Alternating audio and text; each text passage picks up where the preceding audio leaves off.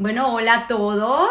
Aquí otro domingo más, donde Historias que Contar está cediendo su espacio a este tema que nos incumbe tanto a todos, sobre la guerra que está sucediendo en estos momentos en Israel. eh, ya más de un mes, con rehenes aún. Y bueno, eh, hace poco una iniciativa en mi grupo de colegio, un amigo de nosotros nos dijo, adopta un rehén y reza por él. Tengo yo 3 aquí en mi computador, donde todos los días pido por ellos, ¿no? Estos rehenes que están aún en Gaza. Voy a proceder a invitar a nuestro invitado. Ha estado tan ocupado pues atendiendo eh, tantas conexiones que necesita hacer para informar. Y aquí tenemos a Gabriel. Sabía que no íbamos a tener ningún problema. Gracias. Hola Tamara, ¿cómo estás? Gracias a ti por tenerme acá y por este espacio tan lindo que siempre tienes. Gracias a ti por tu trabajo, Gabriel, porque ha sido increíble. A partir de octubre, pues obviamente se ha intensificado, pero tú no has dejado de informar porque bien sabemos que eres vocero del Ministerio de Relaciones Exteriores y además que tienes una trayectoria increíble de trabajo en Israel desde 2009, que emigras. Y quiero comenzar, te pedí permiso, porque sé que esto es una entrevista donde Historias que Contar está cediendo su espacio para hablar de la guerra en Israel. Pero haciendo mi investigación, pues me encontré con un escrito tuyo hermoso en LinkedIn que quiero compartir. Si me permites, lo voy a leer, es muy corto y quiero que por favor nos adentres un poco en esa historia familiar, porque tenemos que entender esta esencia, esta identidad, esto que nos une de repente cuando hay un problema en la diáspora, no solamente en Israel, de por qué nosotros estamos tan activos, tratando de informarle a la gente y nos sentimos, aunque no vivimos en Israel, parte de todo este problema y queremos pues obviamente una solución y paz. Voy a leer. Dice Gabriel: mis antepasados soñaron con regresar y ser libres aquí en Israel. Mi abuelo nació en Marruecos, mis padres en España. Yo nací en Venezuela y mi hija nació en Israel. Y espero que sus hijos y sus nietos también nazcan aquí, en Israel, porque ya estamos en casa. Mira, se me enchina la piel leyéndolo. Regresamos, esta vez para siempre, para construir y desarrollar, para convertir desiertos en campos florecientes, amenazas en oportunidades, desafíos en crecimiento y soñar en grande para romper con cualquier limitación. Así es, exactamente. Creo que hoy estando a 12 de noviembre pareciera que estamos hablando de otro Israel, pero es el mismo Israel. En realidad, este país, que hoy en día es mi casa, que como bien leí en el texto ahí, que espero que sea mi casa y la de mis hijos y la de los hijos de mis hijos, y ojalá de todos los que quieran venir acá, de todo el mundo. Es un país que realmente, no solo obviamente que nos recibió con los brazos abiertos, sino que es realmente un país que es ejemplar. Un país que, como decía en el texto, logró convertir los desiertos en campos florecientes, pero no solamente en forma literal, sino también metafórica. Es decir, todo el mundo sabe que acá en Israel es un país que es más del 60% desértico, sin embargo, que se convirtió en una de las principales potencias a nivel mundial, increíblemente justo en agricultura y temas de agua, y que muestra de alguna forma el camino de cómo convertir cada desafío, cada amenaza, cada peligro, convertirlo más bien en una oportunidad, una ventaja, una fortaleza, inclusive. Yo siempre digo que de alguna forma Israel es el ejemplo claro de que los recursos naturales no son una condición para el éxito. A veces incluso al contrario, a veces los recursos naturales terminan siendo una carga y no un beneficio.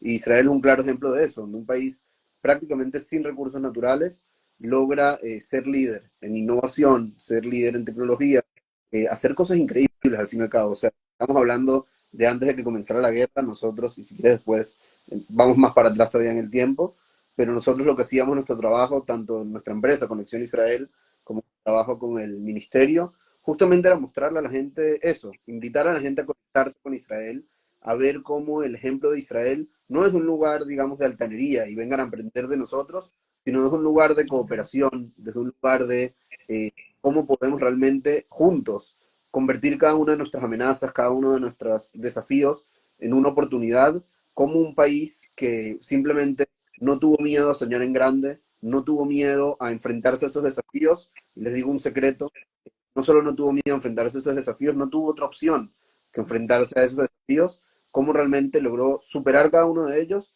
y realmente hacer cosas increíbles desde tecnologías que ayudan a los ciegos a ver, hasta tecnologías que convierten el aire en agua, pasando por tecnologías que evitan accidentes de tránsito. O sea, realmente un país que el nivel de discusión o de pensamiento creativo, pero que es creativo y que realmente cambia la vida de las personas, es algo que está por encima de cualquier otro en términos de per cápita, por encima de cualquier otro país.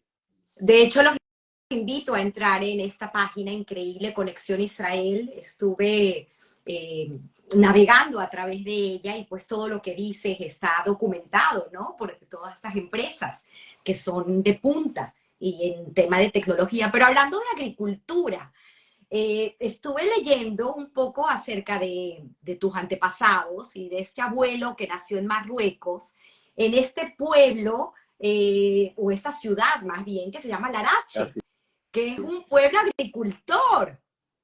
así es. Sí, de hecho, vamos a decir que nosotros la historia, voy a contar en breve mi historia, porque creo que podría ser la historia prácticamente de todos los judíos. Estamos dispersos por el mundo.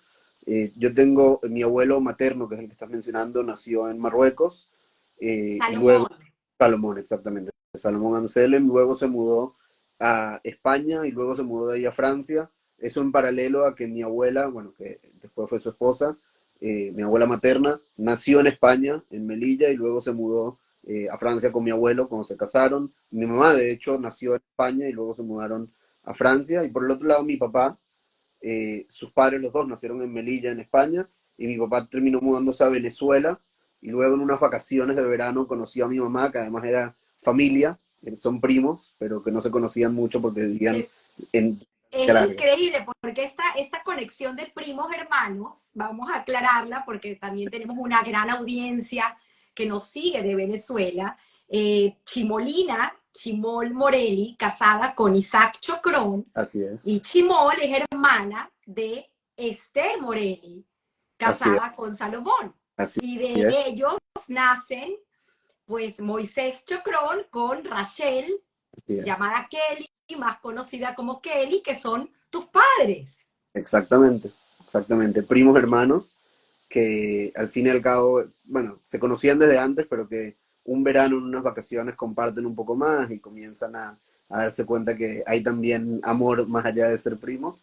Y bueno, y realmente después se casan, bueno, se casan en Venezuela, de hecho, y después ponen sus raíces y su casa en Venezuela, y nosotros crecemos en Venezuela, un país que me imagino que hay mucha gente acá que nos está escuchando que vivió o vive en Venezuela, y que al fin y al cabo se convierte para nosotros, los de la comunidad judía de Venezuela, en un hogar realmente un hogar ejemplar, una comunidad espectacular, con muchos valores, con mucho amor a Israel, con mucho amor dentro de la comunidad, y creo que de esos valores, tanto de mi familia en específico, como en general de la comunidad judía de Venezuela, nace realmente también ese amor, ese deseo de vivir en Israel. Y quisiera rescatar un poco el tema también de la Inquisición, porque para entender por qué terminan en Marruecos y en España, esa expulsión, porque la gente está pensando mucho en la parte de historia contemporánea, pero tenemos que ir atrás y entender que hemos sido expulsados no una, sino muchas veces, y Marruecos fue en ese momento uno de los lugares que recibió a judíos expulsados de España. Y es por ello que tu familia pues termina allí y ese deseo tan grande que tienes tú de regresar a Israel, que siempre fue la tierra prometida. Sí, es interesante justamente el verbo que utilizas, que es regresar, porque en realidad mis abuelos ninguno nació acá y sus padres tampoco, pero sin embargo, primero que seguro los abuelos de mis abuelos sí nacieron acá, porque nosotros sabemos que el pueblo judío comenzó en esta tierra, tuvo una presencia ininterrumpida por 3000 años en la tierra de Israel, pero ninguno de ellos tuvo la suerte que tenemos los judíos hoy en día, en el año 2023, de poder, como quien dice, agarrar la maleta y ir a la tierra de sus antepasados y decidir que quieren que este sea su casa y vivir bajo un gobierno judío, un Estado judío independiente, fuerte, soberano, y que además es un país lleno de oportunidades, lleno de crecimiento, lleno de desarrollo. Y te digo, realmente es un poco, digamos, insólito casi ver la historia del pueblo judío, o sea, viéndolo solamente en mi historia personal, en la historia de prácticamente cualquier judío del mundo, cómo nosotros por generaciones mantuvimos esa identidad. A mí me gusta mucho incluso utilizar el término de que somos un pueblo indígena de la tierra de Israel, porque al fin y al cabo, nosotros muchas veces cuando escuchamos de los pueblos indígenas en América Latina y escuchamos que son pueblos que tienen raíces indígenas en la tierra y que luego fueron oprimidos y desposeídos por los imperios que llegaron a lugar y que luego hace alrededor de 200 años recibieron su libertad, su independencia, con las independencias de América Latina que conocemos. En realidad nosotros el pueblo judío tenemos una historia muy similar. También somos un pueblo que tiene sus raíces indígenas acá, que mantuvimos nuestra identidad tanto a nivel cultural como religioso, como a nivel de idioma, como a nivel de costumbres y obviamente a nivel de nuestro apego a la tierra de Israel.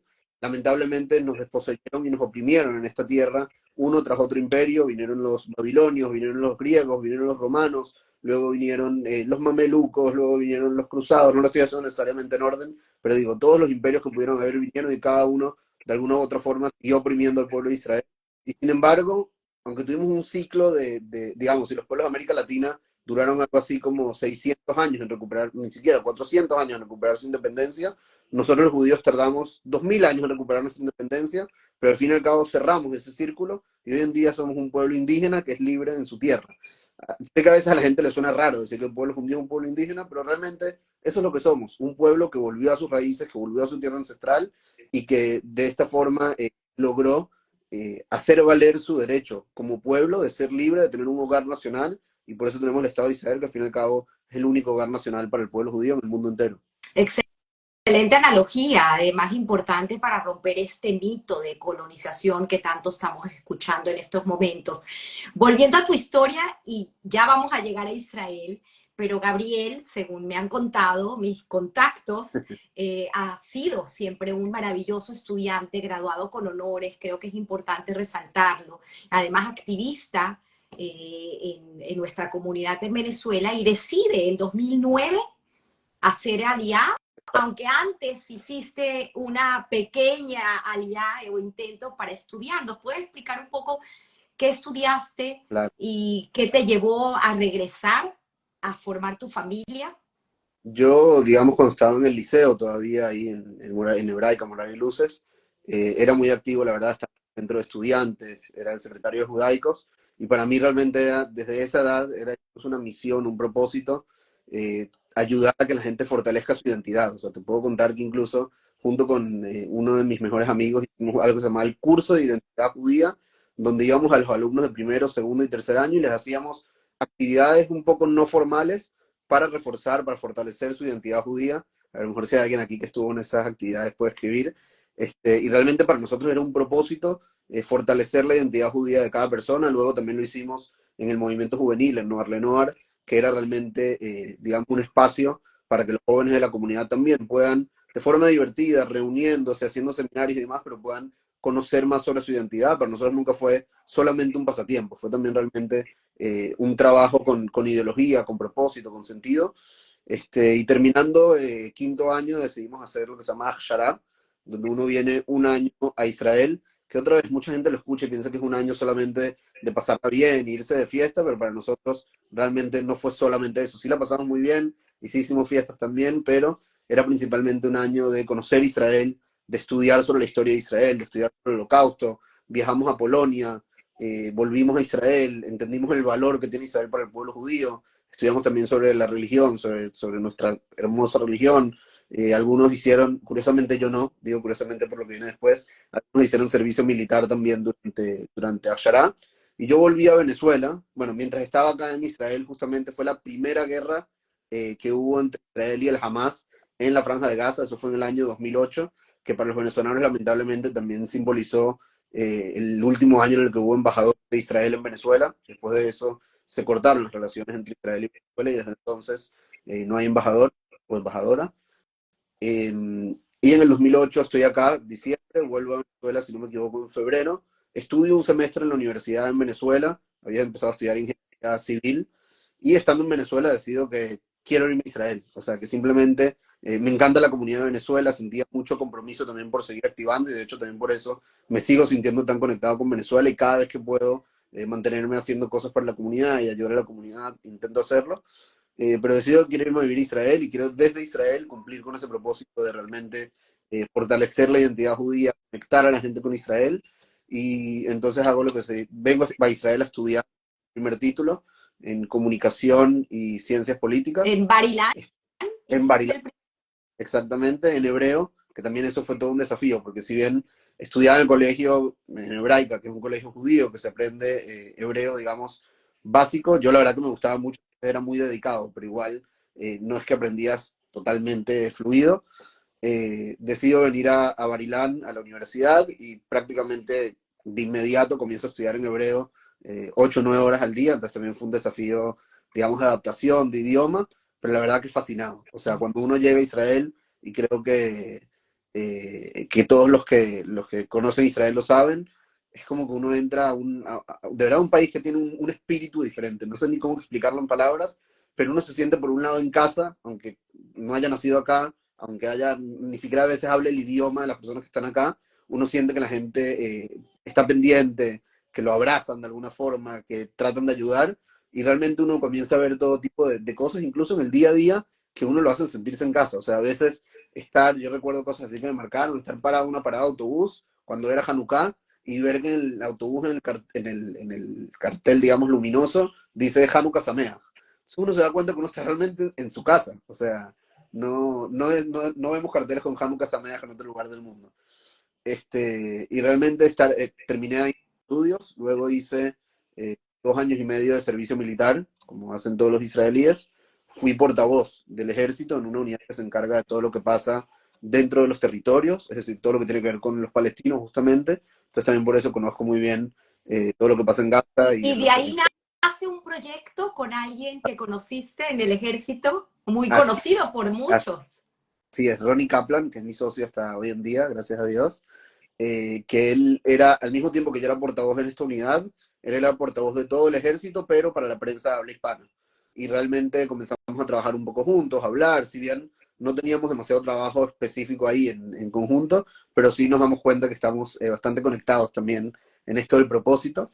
Y los dos salimos del ejército casi en paralelo. Él salió a finales del 2015 y yo salgo a mediados del 2016, y de alguna forma nos vemos las caras y decimos, ok, ¿y ahora cómo seguimos cumpliendo con nuestro propósito? Y fundamos lo que se llama hoy en día Conexión Israel, que realmente es una empresa que por un lado trabajamos con el Ministerio de Exteriores haciendo todo lo que son redes sociales, comunicación en español para el público, digamos, una comunicación oficial del Estado de Israel para el público de habla hispana, y por otro lado trayendo muchas veces delegaciones a Israel, pero principalmente delegaciones de políticos, periodistas, gente que viene a ver también temas de negocios, innovación. Te puedo contar que recibimos acá desde el ex presidente de Colombia, Iván Duque, pasando por decenas de ministros de países de América Latina, hasta los principales empresarios de América Latina, todo realmente con programas muy específicos para cada uno, sus intereses, sus necesidades, pero siempre guiados por el mismo propósito de conectar a América Latina con Israel, entendiendo que tenemos mucho para aprender unos de otros y mucho para crecer juntos, al fin y al cabo. ¿Cuándo tomas la decisión de quedarte a vivir en Israel y formar tu familia? Y una niña preciosa que tienes, que por cierto, es importante decirlo, hoy domingo es un día laboral Yes. en Israel y Gabriel, antes de conectarse conmigo o con ustedes, pues estaba diciéndome que tenía que buscar a la niña del colegio. Sí, es. Sí, realmente yo la verdad nunca lo dudé. Si mi mamá o mi papá están escuchando, se van a molestar conmigo, pero yo realmente nunca lo dudé. Yo de verdad que desde el primer momento que me quise venir a estudiar a Israel, sabía que era para quedarme. Mis padres al principio me decían, no, pero bueno, estudia y tal vez vuelves. ¿Sabes? También un poco por el temor justamente de lo que está pasando ahora, de que Israel, pues, la gente lo veía como un país lejano, un país en guerra, un país difícil.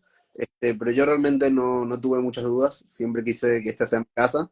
Y apenas terminé los estudios, creo que no hubo ni siquiera que hablarlo, mis padres entendieron que mi deseo era quedarme acá, entonces decido, digamos, formalizar la ALIA, la inmigración formal a Israel, y ahí es que entro al ejército y bueno, ya después de ahí ni pensar de irme de Israel. Y sí, y aquí gracias a Dios me casé con otra venezolana que también vino a Israel, Shirley, y tenemos una hija espectacular de 3 años, y si Dios quiere otra en camino. Este, y sí, hoy como decía es un día laboral, un día normal. Aquí en Israel la semana es de domingo a jueves, viernes y sábado como Shabbat son días no laborales, aunque bueno, en el último mes y 5 días no hay viernes, sábado, no hay días no laborales, hay mucho trabajo y bueno, obviamente un estado de alerta constante. ¿Cómo vive Israel la guerra? ¿Cómo se vive hoy la guerra en Israel? Yo creo que es una combinación de palabras que pueden sonar muy contradictorias, pero que aquí de alguna forma son la realidad.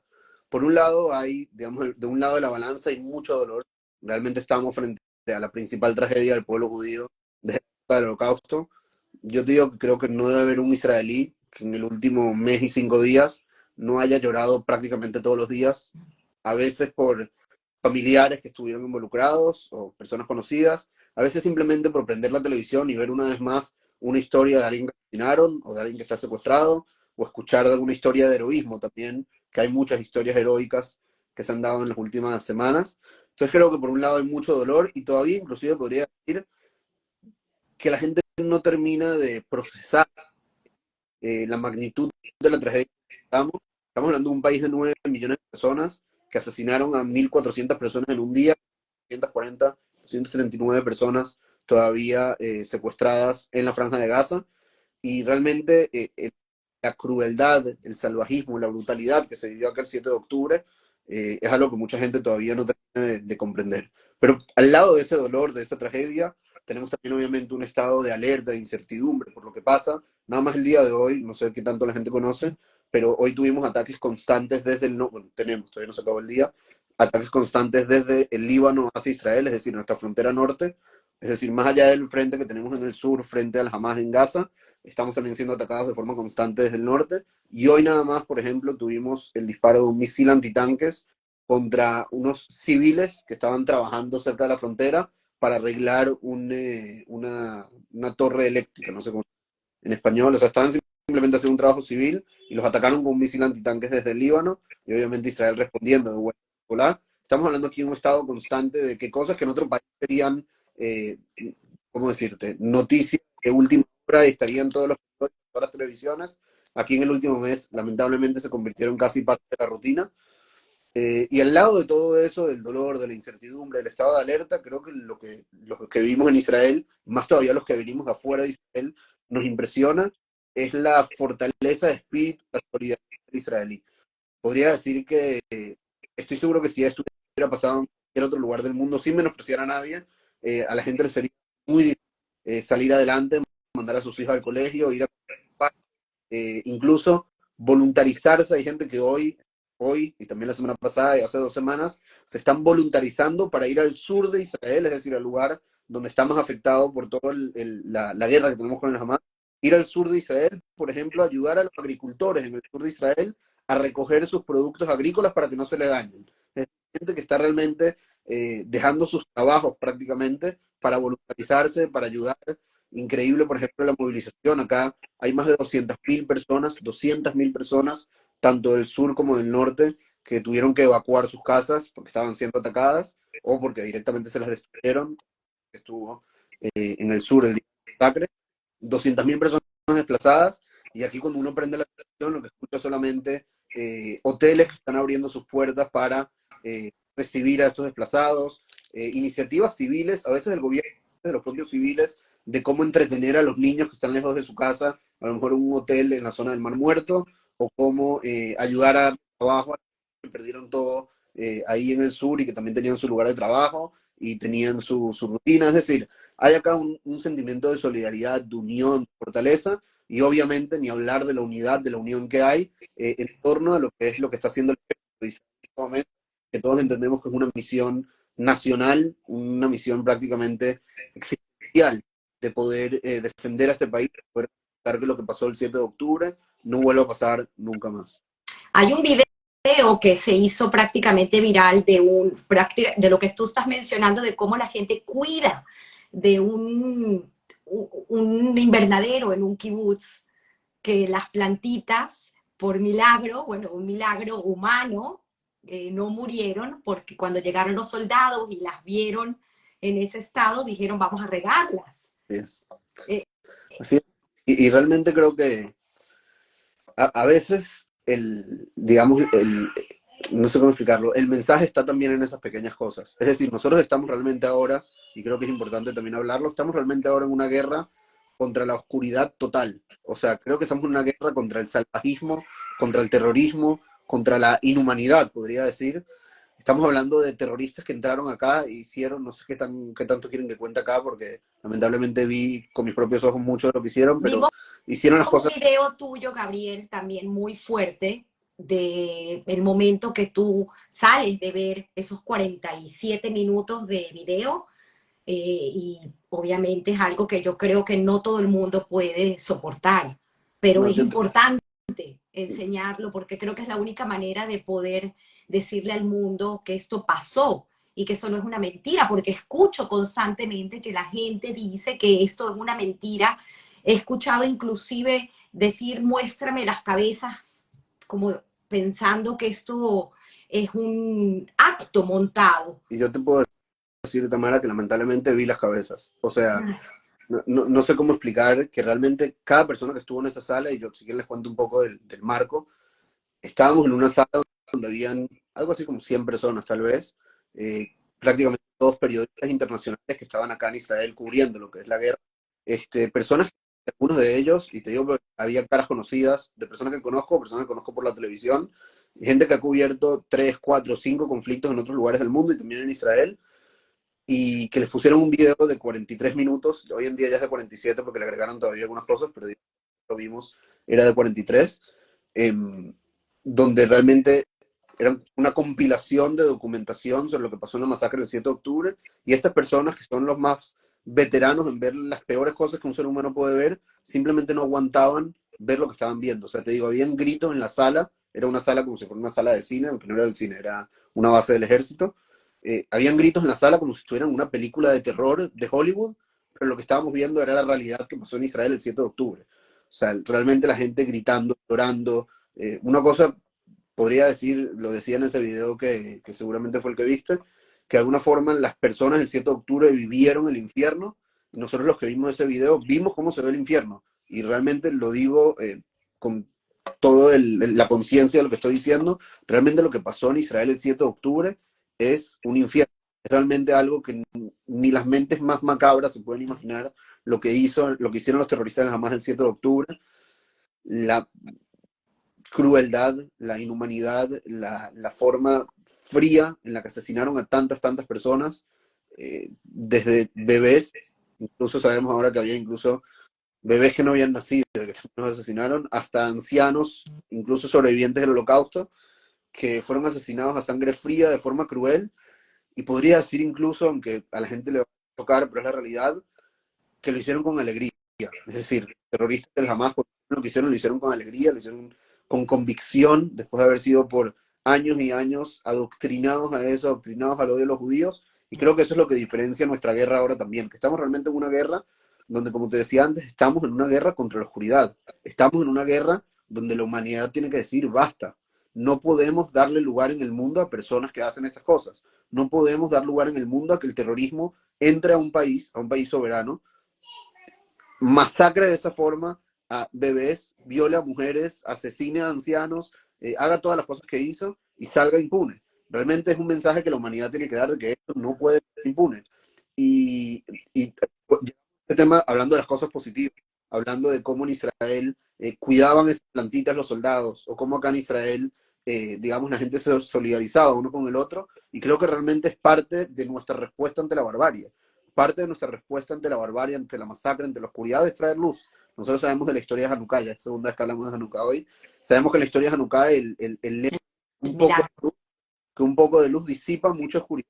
Realmente nosotros creemos en eso. no vamos a olvidar lo que pasó el 7 de octubre, ni lo vamos a perdonar, ni vamos a dejar que se olvide en el mundo, y ahorita si quieres hablamos también de este fenómeno de la negación, pero sí podemos decir que mientras vamos a hacer todo para que no vuelva a ocurrir y vamos a arrancar la maldad de raíz, y realmente eso es lo que está haciendo ahora el ejército de Israel, con toda la contundencia, con toda la decisión y con toda la moralidad posible, vamos a arrancar el terrorismo de raíz tiempo, vamos a seguir sembrando luz, porque es Israel que hablamos al principio, de que hicimos florecer los desiertos, de que ayudamos a los ciegos a ver, que ayudamos a parapléjicos a caminar, es Israel, sigue siendo el mismo Israel, podría decir, incluso con más propósito ahora de que ese Israel tiene que volver, después de que terminemos con esta guerra, tenemos que volver a ocuparnos de eso 24/7 con toda la fortaleza del mundo, y entendemos que realmente esto es una lucha no solamente de Israel, sino que es una lucha, una misión de la humanidad completa.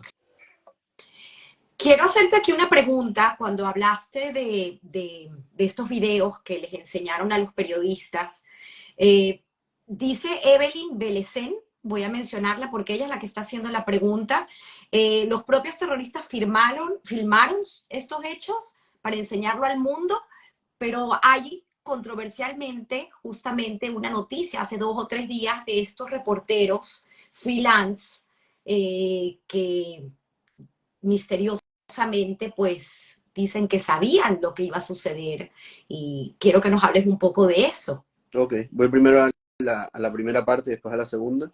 Respecto a los videos, digamos que vienen de 4 fuentes principales los videos que vimos. Uno, y que es la mayoría, pienso, no calculé el tiempo exacto, pero digamos, gran parte de lo que vimos son videos que sí, que los propios terroristas filmaron, aparte de traer una granada, un lanzador de misiles antitanque y una metralleta automática, traían muchos consigo cámaras GoPro que se ponían acá, o incluso a veces sacaban el teléfono a mitad de la masacre y se ponían a transmitir en vivo en Facebook, así como lo estabas escuchando, a transmitir en vivo en Facebook para que sus familiares que estaban del otro lado de la frontera, digamos, pudieran ver lo que estaban haciendo y se sintieran orgullosos. Entonces sí, gran parte de lo que vimos fue documentación que los mismos terroristas filmaron y incluso documentación que el propio Hamas publicó en sus redes sociales. Es decir, no solamente que los terroristas lo filmaron y hay documentación que nosotros logramos sacar de las cámaras después de que los terroristas fueron neutralizados o fueron capturados, sino que hay también documentación que el Hamas mismo publicó de forma orgullosa. Alguna de esa documentación la dejó, y si alguien sigue al Hamas en Telegram, la puede ver en Telegram, no me tienen que creer a mí. Y otra parte de la documentación la borró, porque entendía que mostraba cosas que ellos después no querían que el mundo pensara que ellos habían hecho.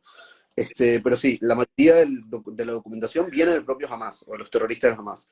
Luego una parte venía de cámaras de seguridad, es decir, muchas ciudades en Israel, especialmente en lugares como el sur de Israel, que han habido este tipo de intentos todo el tiempo, habían cámaras de seguridad en las entradas de las comunidades, como en todos los países del mundo, en lugares donde hay semáforos, intersecciones grandes. Entonces hay mucho que viene de cámaras de seguridad, incluso cámaras de seguridad dentro de casas. Y la verdad que el video que a mí más me pegó, si quieren podemos hablar de eso, fue justamente de una cámara de seguridad dentro de una casa.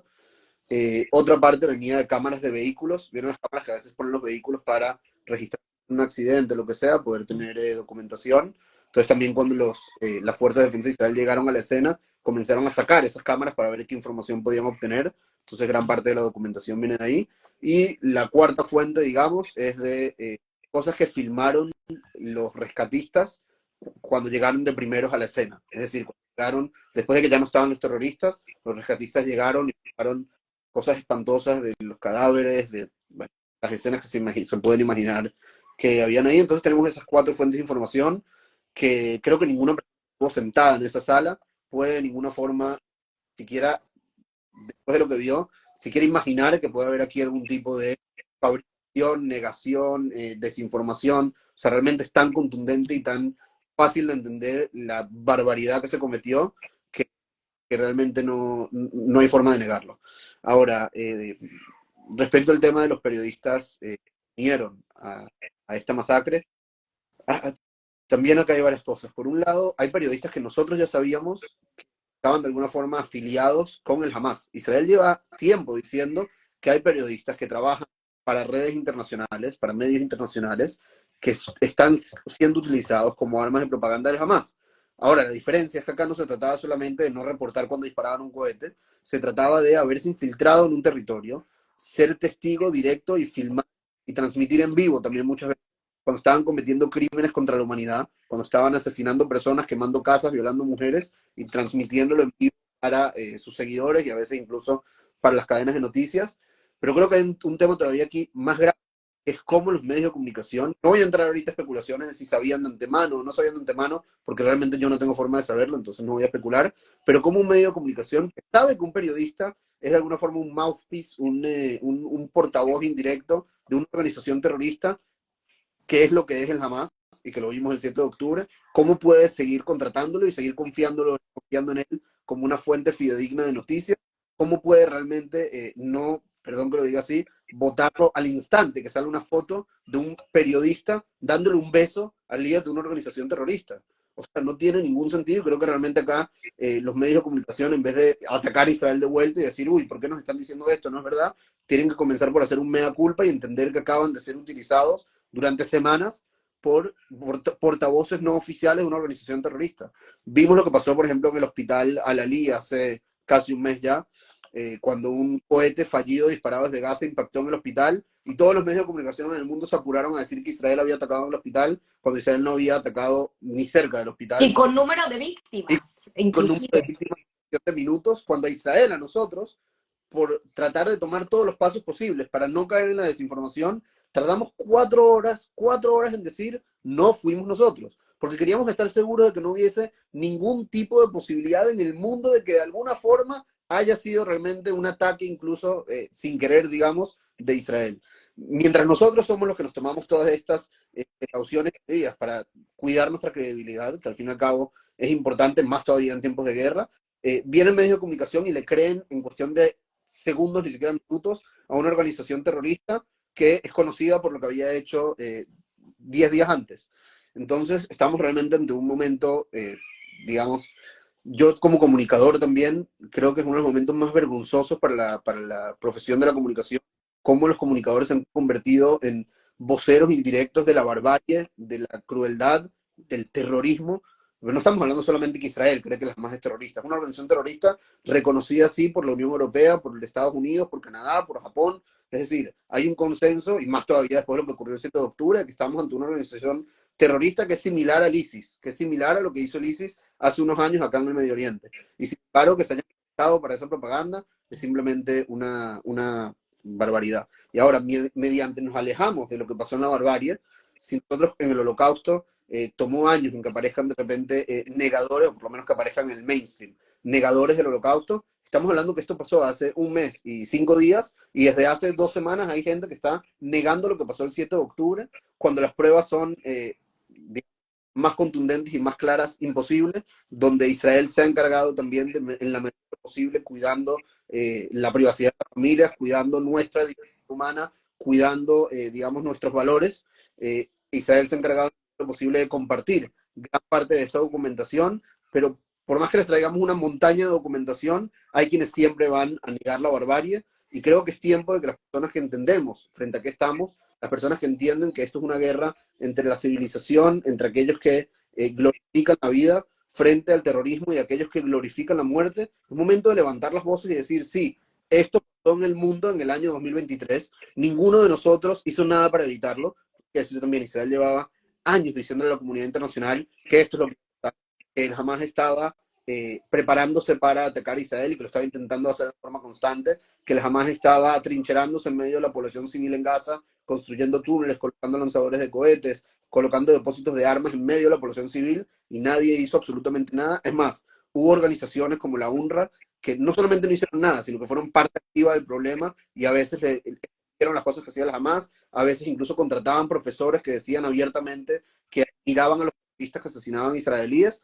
Y a pesar de que estuvimos años diciendo y diciendo y diciendo, nadie hizo nada. Entonces creo que ahorita, estando a 12 de noviembre del año 2023, es hora de que todos los que realmente creemos en la vida humana levantemos la voz y digamos, sí, esto pasó en el año 2023, el 7 de octubre del año 2023, no nos vamos a olvidar y vamos a respaldar a Israel para que haga lo que cualquier nación soberana en el mundo tiene que hacer, que es proteger a sus ciudadanos y que es acabar con la amenaza de una organización que sabemos de lo que es capaz. Son dos guerras que se están suscitando en paralelo. La guerra en Israel y la guerra mediática. Tú lo has dicho de la mejor forma, y es responsabilidad, y por eso es que hacemos este tipo de programas para informar, porque es la única forma que la gente pues se entere de la verdad, porque en realidad lo que tú mencionas, esta desinformación que se ha generado desde los principales medios de comunicación han hecho mucho daño.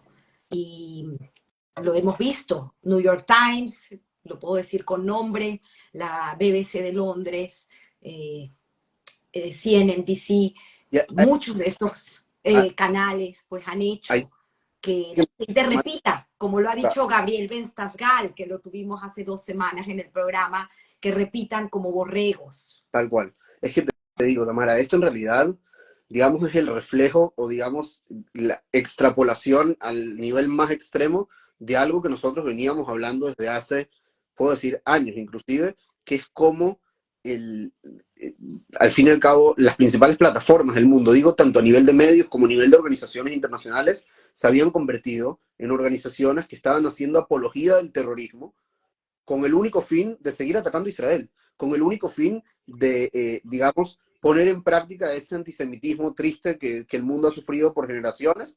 Lo estaban poniendo en práctica a través de medios de comunicación, a través de foros internacionales, a veces a través de estudiantes universitarios en los principales campus en Estados Unidos, y en lugar de arrancar el odio de raíz y decir esto no tiene que tener lugar en nuestra sociedad, seguían dándole, digamos, espacio y seguían, digamos, repitiendo una narrativa que es mentira. Por ejemplo, todos conocen las narrativas de que Israel es un país de apartheid o de que Israel es un país colonialista, que lo hablamos al principio de esta transmisión, y eso de alguna forma le da la legitimidad, incluso a una organización terrorista como el Hamas, que, ¿saben lo que pasó ayer? No sé, para poner un ejemplo muy, muy específico.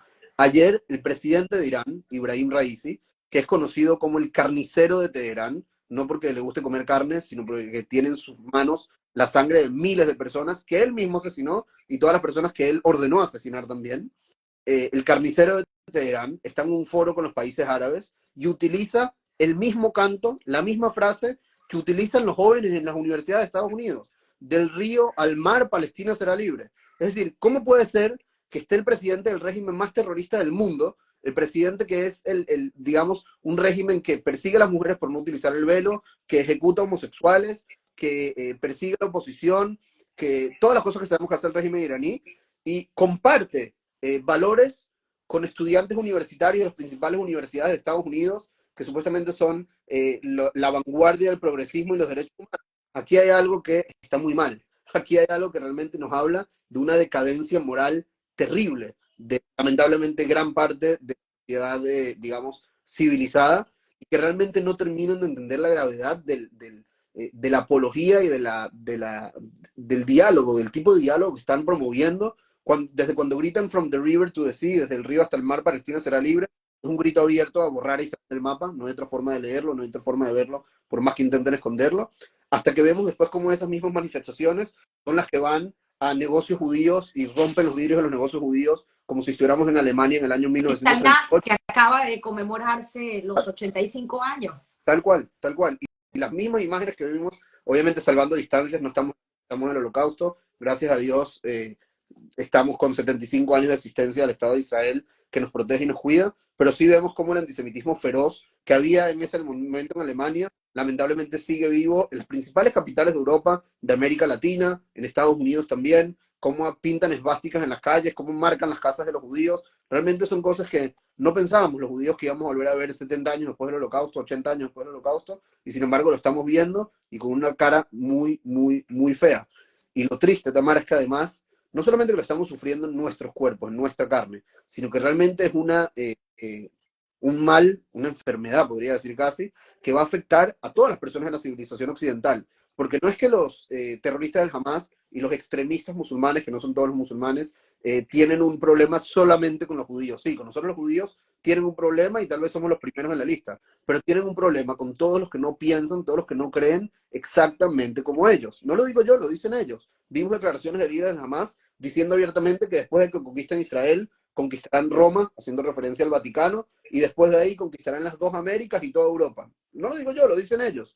Entonces, si el mundo no lo quiere escuchar, y no es por meter miedo, realmente esa es la ideología a la que nos enfrentamos, una ideología fundamentalista, donde yo tengo derecho a existir y todo el resto no, si el mundo no entiende que apoyando esa ideología, además de obviamente estar promoviendo el exterminio de los judíos, está promoviendo también el fin de la civilización occidental, estamos muy, muy, muy, muy mal en la sociedad hoy en día. Gabriel, quiero que nos hables un poco de los rehenes. Creo que es importante, no se nos puede olvidar estos rehenes que están aún en Gaza. Por aquí inclusive acabo de leer, Gabriel, tengo 5 familiares, perdimos 5 familiares y hemos firmado desde el cementerio y se atreven a afirmar que es maquinaria mediática. O sea, estamos hablando que todos conocemos a alguien o tenemos a alguien en Israel o que está secuestrado o que lamentablemente perdió su vida. E inclusive esta niña Garzón, Sharon, que dio su testimonio la semana pasada en medios de comunicación aquí en Miami, llevada junto con David Vitán al programa de Oscar Aza, contó valientemente su testimonio, una sobreviviente de esta masacre que se vivió en el Festival de Música. Pero hablando un poco, ¿qué se sabe de los rehenes y qué se espera? Eso es una pregunta que te dejo y te quiero dejar otra pregunta al aire, es acerca de la salida.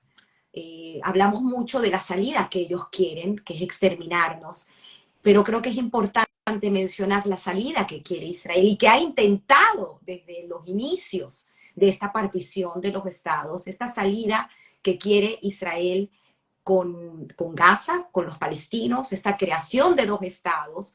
Y he visto videos que han circulado acerca de este corredor humanitario de habitantes de Gaza hacia el norte, del norte al sur, custodiados por los israelíes.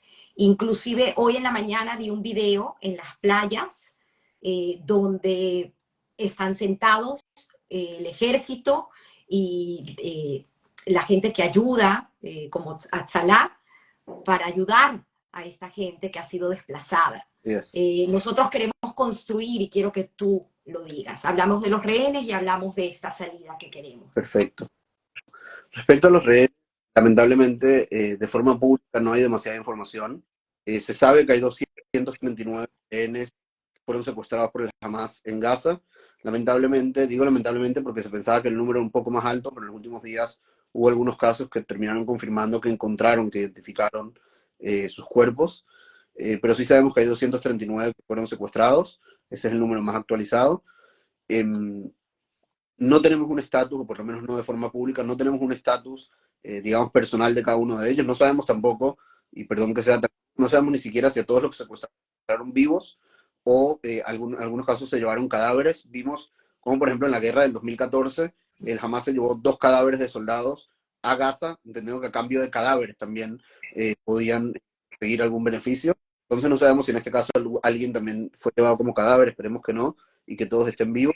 Digamos, yo quiero entrar a rumores ahora de si el acuerdo va a ser así o va a ser así, porque realmente uno no lo sé, no voy a pretender que lo sé, porque no quiero especular, pero sí, lo que sí puedo decir es que ayer el primer ministro Netanyahu hizo una rueda de prensa bastante importante junto al ministro de Defensa Yoav Gallant y junto al ministro Benny Gantz, y dijo por primera vez de forma pública que hay negociaciones en este momento por la liberación de los rehenes, que las está dirigiendo negociaciones el jefe del Mossad, el director del Mossad, Dedi Barnea, y que, digamos, Israel tiene en esta guerra, y ahí hablamos un poco también de la salida, Israel tiene en esta guerra 2 objetivos: destruir al Hamas y devolver a todos los rehenes. Y el primer ministro dijo ayer que los 2 objetivos son igual de importantes y que la intención de Israel es cumplir con los 2 objetivos. Es decir, no queremos por un lado destruir al Hamas sin liberar a los rehenes, porque son 240, 239 de nuestros hermanos, nuestros hijos, nuestra familia,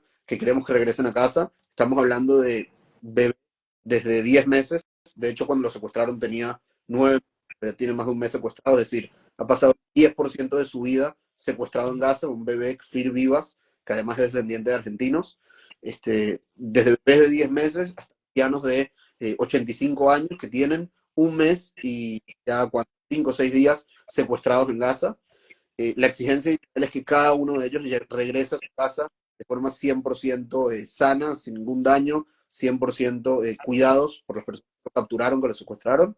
Pero como decía, tenemos ambos objetivos. Por un lado, queremos destruir al Hamas y vamos a destruir al Hamas, pero al mismo tiempo no nos queremos olvidar que tenemos 239 personas secuestradas y que es nuestra responsabilidad y nuestro deber devolverlos a casa, devolverlos con sus familias. Estamos hablando, por ejemplo, de un padre, Johnny, había, digamos, su esposa se había ido a pasar el fin de semana con su mamá, o sea, con la suegra de Johnny, en un kibutz en el sur, porque recuerden que este fin de semana era Shabbat, y además era una fiesta judía, entonces era como un momento de reuniones familiares. Él se había quedado en su casa y su esposa y sus hijas, una hija de 6 años y una hija de 4 años, se habían ido con la mamá a visitar a la abuela y fueron secuestradas el día sábado. Estamos hablando de un papá que tiene un mes, 6 días, que no sabe nada de su familia, no sabe si están vivos o no, saben ni siquiera si están juntas, entre ellas la mamá con las 2 niñas, si las niñas están bien, si les están dando de comer, si están pudiendo dormir en las noches. Es decir, es un estado realmente también como un infierno.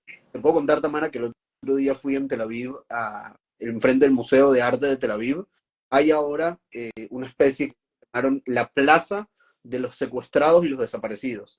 Realmente hay todo tipo de obras, podría decir, como en reclamo por el regreso de los secuestrados. Y realmente, perdón que lo compare de esta forma, pero cuando uno llega para allá, uno se siente que está visitando como si fuera el Museo del Holocausto. Es decir, vemos las imágenes de un montón de, desde los más bebés hasta los más adultos, puestas ahí, un reclamo de que regresen a casa, obras que, por ejemplo, los niños hicieron una obra muy linda de que lo ponía cada niño como si fuera una flor, que nos habla de cómo son, digamos, personas que todavía tienen mucho por florecer, por crecer, por seguir aportando al mundo. Y habían ahí los familiares de estos secuestrados también, muy doloridos, cada uno con una postura diferente. También hay que entender, hay algunos que dicen, a mí no me importa, lo único que me importa es que devuelvan a mi familiar, no me importa ahora destruir al Hamas, porque bueno, que lo destruyan en otro momento, no digamos con el familiar. Y hay otras personas que dicen al revés, dicen, bueno, yo también creo que devuelvan a mi familiar, pero entiendo que acá, para que el día de mañana no secuestren al hijo de otra persona, tiene que haber realmente una operación decidida, fuerte de Israel en contra del Hamas. Entonces realmente una situación, por un lado, un dilema moral casi, y por otro lado, la decisión del gobierno de Israel es de llevar estos dos esfuerzos en paralelo, con total decisión, con total convicción, y a pesar de manifestaciones de miles de calles en algunos lugares del mundo llamando un cese al fuego, Israel está muy convencida de que en este momento no pueden hacer un cese al fuego, de que en este momento la prioridad es lograr estos dos objetivos. De que hacemos un cese al fuego, más bien estamos dándole un premio a la organización terrorista más que secuestró a estas personas, que asesinó a las personas, que hizo lo que hizo el 7 de octubre y que luego fueron a Gaza, se escondieron como cobardes detrás de los civiles de Gaza y como premio le vamos a regalar un cese al fuego. Creo que también es un mensaje moral no hacer un cese al fuego y acabar con este chantaje, con esta metodología de terror realmente que hacen estas organizaciones terroristas. Ahora, viendo la segunda pregunta de cuál es el final, cuál es la salida, creo que es importante entender digamos, el contexto de esto. Al fin y al cabo, Israel, una vez tras otra, ha extendido su mano a la paz, Tamara. En el año 1937, ni siquiera 47, 37, los británicos propusieron la Comisión Peel y dijeron, una vez hagamos 2 estados para 2 pueblos. Nosotros dijimos, démonos a negociar, a ver cómo va esto. Los árabes dijeron de ninguna forma. En el año 1947, con el plan de partición de la ONU, nosotros dijimos que sí, los árabes no y comenzaron la guerra, lo que hoy en día nosotros llamamos la guerra de independencia, que ellos era la guerra de exterminio del Estado de Israel. En el año 67, después de que Israel había sido en una guerra defensiva, atacado por todos los países vecinos, Israel logra conquistar, recuperar, unificar la ciudad de Jerusalén y conquistar también Samar, los altos del Golán y el Sinai. Israel desde el primer momento dice, yo no quiero los territorios, yo sí me cambio los territorios a cambio de paz, nosotros estamos de acuerdo, se los devolvemos, queremos paz. Y los países árabes hacen ese famoso en septiembre del año 67, hacen los famosos 3 no, que dicen no a Israel, no a la paz con Israel y no a negociar con Israel. Estamos hablando hace, ¿cuánto? 60 años prácticamente, 67, 57 años. Después de eso, digamos, podría seguir así, diciendo uno tras otro, la propuesta de paz en Camp David en el año 2000, la propuesta del primer ministro Olmert en el año 2008, y una vez otros los israelíes fueron los que siempre dijeron, y si quieren negociemos, vemos a qué ustedes están dispuestos, háganos una contraoferta, y lo que recibimos una vez tras otra fue no, no, no, no, simplemente porque lo que no querían era la existencia del Estado de Israel. Ahora, en el año 2005, Israel toma la decisión de retirarse de forma unilateral de la Franja de Gaza, incluso sacando de ahí a casi 10.000 israelíes que vivían dentro de la Franja de Gaza en ese momento. Muchos, por ejemplo, tenían invernaderos para agricultura, que habían desarrollado por años, que lo habían convertido en una región próspera, a pesar de la difícil seguridad. De invernaderos intactos, pensando y diciendo, bueno, si ya estamos dejando esta tierra, vamos a dejarla de una forma que los que vivan acá mañana puedan también tener prosperidad, darle de comer a sus hijos. Y lo único que recibimos fueron cohetes, una organización terrorista que el control del poder en la Franja de Gaza en el año 2007 y atacó a Israel de forma constante. Es verdad que el mundo ahorita, el 7 de octubre, vio de lo que es capaz el Hamas, pero el Hamas ha disparado 35.000 cohetes en los últimos 15 años. El Hamas no es primera vez que intentaba infiltrarse en Israel, intenta todo el tiempo. Lo logró algunas veces, no en la dimensión del 7 de octubre, pero otras veces logró infiltrarse en Israel y asesinar, por ejemplo, soldados israelíes. No era primera vez. Entonces, nosotros dimos todo a cambio de la paz. Hicimos todo lo que nosotros podíamos, incluso de forma unilateral, sin ni siquiera exigir algo a cambio. Nosotros entregamos tierra y dijimos que lo único que paz queremos que desarrollen, queremos que construyan futuro, y lo que recibimos a cambio fue terrorismo, muerte y odio. Eso fue lo que recibimos a cambio. Ahora, tenemos que entender que lo que Israel quiere al terminar esta guerra es que esa realidad no pueda seguir ocurriendo. Lo que Israel quiere es que cuando termine esta guerra, tome el tiempo que tenga que tomar, Israel mantenga el control de seguridad, por lo menos por un tiempo determinado, en la Franja de Gaza, para que no puedan haber nuevas facciones terroristas que comiencen a adueñarse, como lo hizo el Hamas, de los recursos de los palestinos para convertirlos, para utilizarlos, desviarlos para su maquinaria terrorista. Y por eso, lo dijo también el primer ministro, las primeras exigencias de Israel es que van a mantener presencia de seguridad en la Franja de Gaza, incluso después de la guerra. Y por otro lado, queremos que quien comience a manejar el territorio de Gaza sea un partner para la paz, sea alguien que se comience a preocupar por el bienestar palestinos, no de nosotros. Nosotros necesitamos que se ocupen de nuestro bienestar. Solo necesitamos que se ocupen de que no quieran venir a matarnos y de que ellos comiencen a construir un futuro mejor, porque a través de la prosperidad, a través de la estabilidad económica, a través del empleo, a través de la salud, a través del desarrollo, es que podemos realmente construir una coexistencia, una cooperación entre nosotros. Y eso es lo que quiere Israel.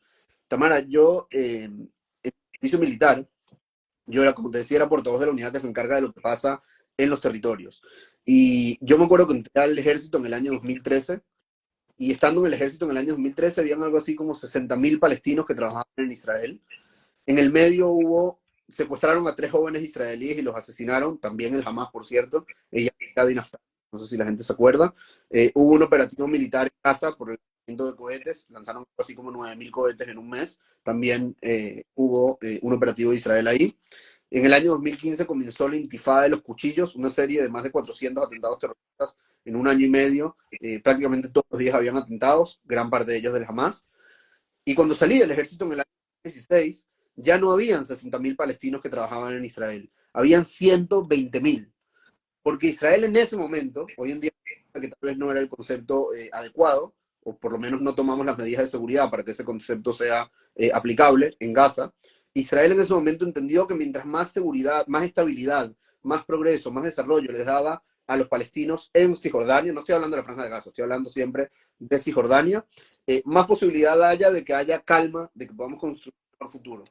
Pero otra vez, ¿qué recibimos a cambio? La autoridad palestina, de la que hoy casi no se habla, siguió, por ejemplo, no sé qué tanto conoce esto la gente, siguió, por ejemplo, pagándole sueldos a terroristas. No sé si la gente aquí sabe que la autoridad palestina tiene una política oficial abierta en la que recompensan a terroristas que asesinan israelíes. Pagan sueldos a terroristas que asesinan israelíes, y mientras más hayan asesinado, más sueldo les pagan. Entonces estamos hablando realmente de que estamos frente a un partner con el que, por lo menos en este momento, no podemos construir paz. Entonces, lo que plantea el gobierno de Israel en este momento es que probablemente va a necesitar la presencia de la comunidad internacional por un tiempo, que piensen de que, digamos, la Franja de Gaza empiece un camino hacia el desarrollo, empiece un camino hacia el bienestar, hacia proyectos humanitarios, que podamos realmente reconstruir parte de la Franja de Gaza que fue destruida en esta última guerra y que ha sido destruida por años y años por la ineptitud de la organización terrorista Hamas. Entonces probablemente vamos a necesitar la ayuda de la comunidad internacional. Nuestra única esperanza es que esa ayuda no se transforme una vez más en túneles subterráneos para lanzar cohetes a Israel, no se transforme una vez más en tuberías que sacan de la tierra para fabricar cohetes y lanzarlos a Israel, no se transforme una vez más en una fuente de ingresos para una organización terrorista. Y por eso es tan importante que lo que hizo el Hamas no quede impune, que permitan que Israel, digamos, arranque de raíz toda esta,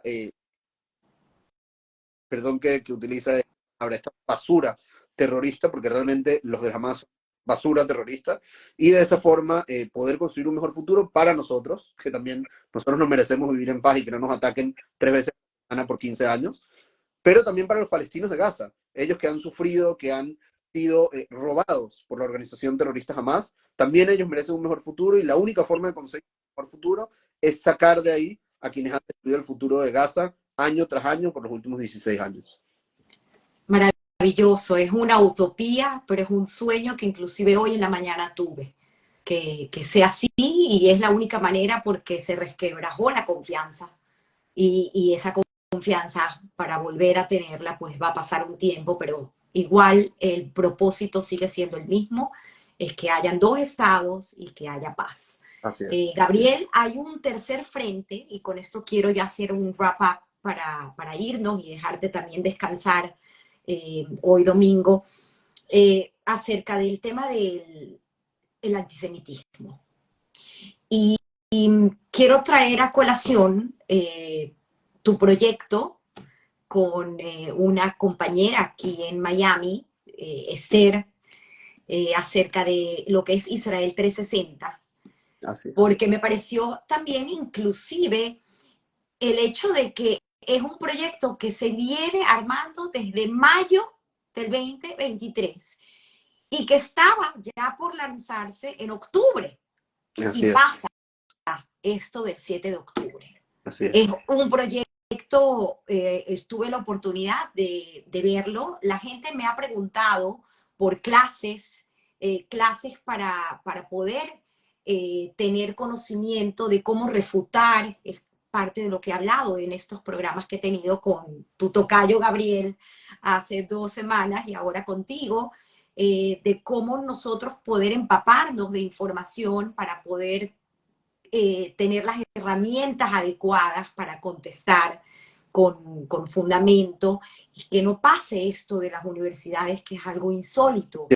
100%. Entonces, este tercer frente, que entiendo que en este momento no lo tiene como objetivo Israel, porque ahorita hay otros dos más importantes que has mencionado, que es terminar con Hamas y recuperar a nuestros secuestrados, pero este tercer frente en algún momento pues hay que entender que es una prioridad porque el mundo se ha despertado de una manera en contra a lo que es la existencia de un pueblo, de una identidad y de nosotros, los judíos. Entonces quiero que me hables un poco de este programa e invitar pues a todos al 28 de noviembre y luego tengo más fechas por acá, 5, 12, 19, 26 de diciembre y 2 de enero. Así es. Como bien decía Tamara, estamos realmente junto a Esther. Sterental, abrimos, como decías, incluso antes de saber, obviamente, que iba a haber esta guerra, desde hace varios meses,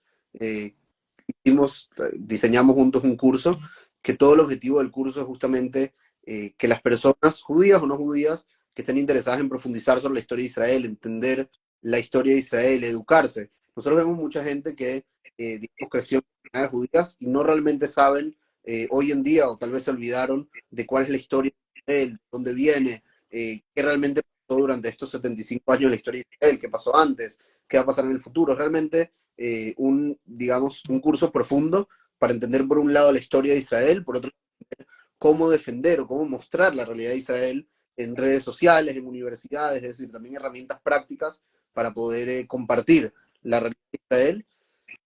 Y creo también, y no menos importante, creo que para las personas que sienten una conexión con Israel, oportunidad realmente de fortalecer esa conexión. Yo creo que hay personas que ahora están viendo el antisemitismo que se levanta en el mundo y no realmente saben contestar y a veces incluso pueden llegar a dudar de la moralidad de lo que están defendiendo. O sea, pueden llegar a dudar de la moralidad de Israel, tal vez digamos, ignorancia o porque ven algún material del otro lado, como quien dice, que los hace dudar de lo que ellos están defendiendo. Y creo que es importante también en el año 2023, que estamos tan llenos de tantas influencias de tantos lugares, informarnos, conocer y entender y tener la convicción de que Israel es un país que nos representa a todos, tanto judíos como no judíos, de que la historia del pueblo de Israel y del Estado de Israel es una historia, digamos, que forma parte de la historia de la civilización y que realmente es necesario que en el año 2023 tengamos las herramientas para poder defender a Israel, para poder contar la realidad de Israel. Ahora, el curso está hecho con 6 módulos que hablan, como decía, desde antes de la creación de Israel, y una línea del tiempo de toda la historia del pueblo de Israel, toda también historia de nosotros como un pueblo indígena en la tierra de Israel, todo lo que fueron los exilios, todo lo que fueron, digamos, el retorno del pueblo de Israel a su tierra, el movimiento sionista, luego todo lo que es la historia moderna del Estado de Israel, las guerras, los esfuerzos por la paz, la situación actual en los territorios, la situación actual también de la paz con estados árabes, Emiratos, Bahrein, Dubái. Hablamos mucho también de Emiratos, Bahrein, Sudán y Marruecos. Bueno, Hablamos mucho, estos acuerdos de Abraham exacto, ahorita. de los acuerdos de Abraham. Hablamos mucho también de esto, de la paz, de la actualidad, de la política israelí. Y como te decía, damos herramientas de cómo poder realmente contar y mostrar la realidad de Israel. Así que los invito a quien quiera. Pueden ver información también en Impacto, con K, Impacto Travel, aquí en Instagram. Y también pueden escribir el que quieran, con todo el gusto les paso la información. Y otra cosa que también es importante, primero que me encantaría verlos a todos ahí, realmente estamos ahora inscribiendo a la gente para este curso y de verdad que le pueden preguntar a gente que está, tenemos ahorita cerca de 50 personas en el curso, espero que el feedback sea bueno y obviamente estamos también para mejorar, pero además los invito también a seguir las plataformas de Israel en español, porque creo que decías algo muy cierto, Tamara, antes de que nosotros vemos cómo, digamos, está este frente del antisemitismo en el mundo, pero hay herramientas, hay materiales, incluso en español, para mostrar la realidad de Israel en español, que son las redes oficiales del Estado de Israel en español y que yo manejo junto a un equipo.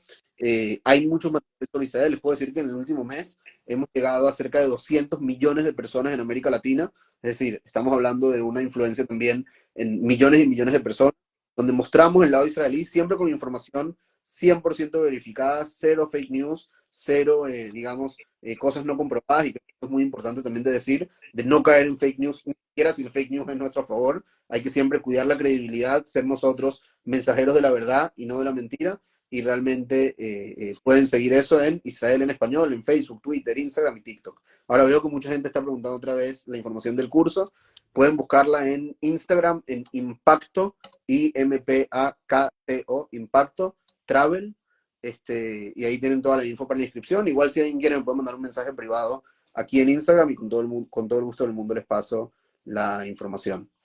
Ahí lo coloqué, Impacto Travel. Igual cuando termine el live voy a poner una historia con el link para que la gente pueda registrarse. Voy a dar las fechas nuevamente. Creo que uno comienza 28 de noviembre, 5, 12, 19, 26 de diciembre, 2 de enero. Por ahora son las fechas que tenemos. Así, Y tengo entendido, si no lo puedes ver en vivo, siempre quedará grabado. así es. Es una clase por semana todos los martes, digamos, para los que están en Miami, a las 8 horas Miami. Aquí nosotros en Israel son las 3 de la mañana, entonces son martes muy divertidos.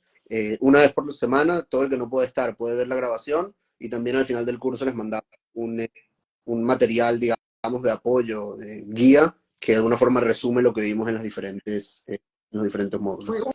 Y gracias, Tamara. ¿Fue una premonición o es, lamentablemente, es algo que sabemos que es un problema? Mira, Y por eso. curiosamente, obviamente no teníamos ni idea de la guerra, y cuando Esther se me acercó me pareció una excelente idea, pero la verdad que tengo que decir que es una iniciativa de Esther, tuve la suerte de que me llamó y me lo propuso, y me pareció una excelente idea porque creo que el problema existe desde antes, de que realmente nosotros, incluso los que somos tenistas, los que apoyamos a Israel, no siempre tenemos las herramientas, las armas, entre comillas, para poder defender a Israel, y es importante darle eso, especialmente cuando vivimos en sociedades como lo que está pasando ahora en Estados Unidos, que hay tanta influencia negativa en contra de Israel. No solamente necesitamos nosotros estar seguros de lo que somos, sino que también necesitamos ser voces de la realidad de Israel. Entonces, por eso decidimos hacerlo. Y me acuerdo que cuando comenzó la guerra, al día siguiente, Esther me preguntó, Gabriel, ¿qué hacemos? ¿Suspendemos el curso? No sé si en medio de la guerra ahora vas a poder. Le dije, no, no, Esther, al revés. si hay un momento que nos demuestra que tenemos que educarnos, que tenemos que aprender, es justamente ahora que estamos en guerra, así que así sea de la mañana todos los martes, vamos adelante y con la gente que quiera, sigamos aprendiendo y educándonos sobre Israel. Acerca de, ya para cerrar, pero no puedo quedarme con esta recomendación porque sé que inclusive recomiendan series y películas y libros para leer. Estoy viendo, ayer la terminé, una serie corta en Netflix que se llama La luz que no puedes ver. Es No lo conozco. muy interesante porque habla de los últimos días de la Segunda Guerra Mundial, acerca de los caminos de una adolescente francesa ciega y un soldado alemán que se entrecruzan. Es una novela basada en la novela de Anthony Doerr y es muy particular porque las escenas son en un pueblo en Francia, Malo se llama el pueblo, y es cuando comienza la invasión americana y hay bombardeos y lanzan panfletos pidiéndole a la población civil que salgan y los Wow. alemanes que están en el pueblo, porque se apropiaron de todo el pueblo, no los dejan salir. Cualquier situación similar a sus oídos. Me Así es. pareció muy interesante, muy actual y pues obviamente entender también que esta guerra no es solamente contra los judíos, esto va contra todos y muchos de los palestinos son víctimas. Así es.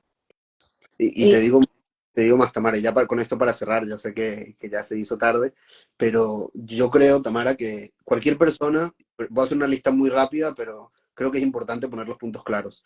Cualquier persona que cree en los derechos de los niños no puede apoyar a una organización terrorista que por un lado asesinó a los niños israelíes de esa forma y por otro lado tiene 16 años en los que adoctrina a los niños al terrorismo, les dice que tienen que convertirse en mártires y les dice que tienen que ir a Israel a cortar la garganta a los judíos. Una persona que cree en los derechos de las mujeres no puede defender una organización terrorista que vino a violar mujeres aquí a Israel, que las arrastró y las llevó a Gaza como trofeos, y que además tiene 16 años gobernando en Gaza, donde pisotean los derechos de las mujeres, donde, por ejemplo, hacían entrevistas en la televisión oficial del Hamas, Al-Aqsa TV, donde explicaban cómo tienen que golpear a la mujer. Y no es una exageración. Un sheikh explicando en la televisión, un académico islámico, explicando en la televisión cómo el hombre tiene que golpear a la mujer, diciendo que para la mujer las palizas de los hombres tienen que ser dulces como las pasas. O sea, unas cosas que uno lo escucha y uno piensa que estamos hablando del siglo XV, pero es lo que están promoviendo aquí los vecinos nuestros del Hamas.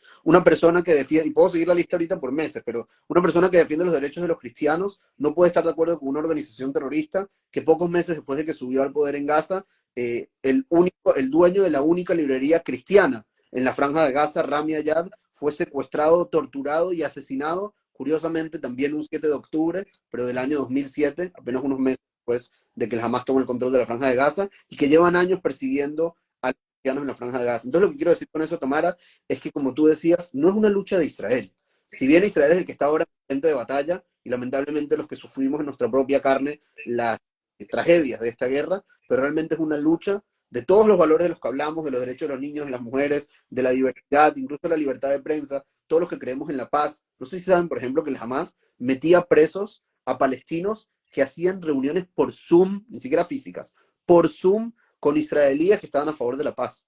Así hubo muchos casos en los últimos años. Todos los que estamos a favor de la paz, todos los que estamos a favor de prácticamente cualquier cosa en la que todos estamos a favor, todos los de la civilización occidental, contra todo eso lucha el Hamas, y por eso nosotros ahora, los que luchamos acá en Israel, estamos luchando contra quienes están en contra de todos estos derechos y todos estos valores que nosotros deberíamos estar defendiendo. Gracias, Gabriel, de verdad que es un honor escucharte, tu claridad y obviamente tu identidad, porque eso es parte importante de la razón y por la cual me tomé la libertad de escuchar un poco tu historia, por la cual tú estás en este momento en Israel como venezolano, venezolano judío que regresó a su tierra y conocemos la historia también de muchos de nuestros compañeros que están actualmente viviendo en Israel y que sus hijos están en el ejército. Así que para todos ellos, nada más decir gracias, gracias por lo que hacen, gracias por estar luchando día a día por preservar nuestra tierra y nosotros el deber de seguir luchando desde aquí con la verdad para que esto no vuelva a pasar nunca jamás, y no solamente para los judíos, muy importante lo que dijiste, sino por la paz del mundo. Amén. Así es. Gracias, Gracias, Tamara. Gabriel, gracias. Un abrazo a todos y feliz domingo. Gracias, Tamara. Gracias por el espacio.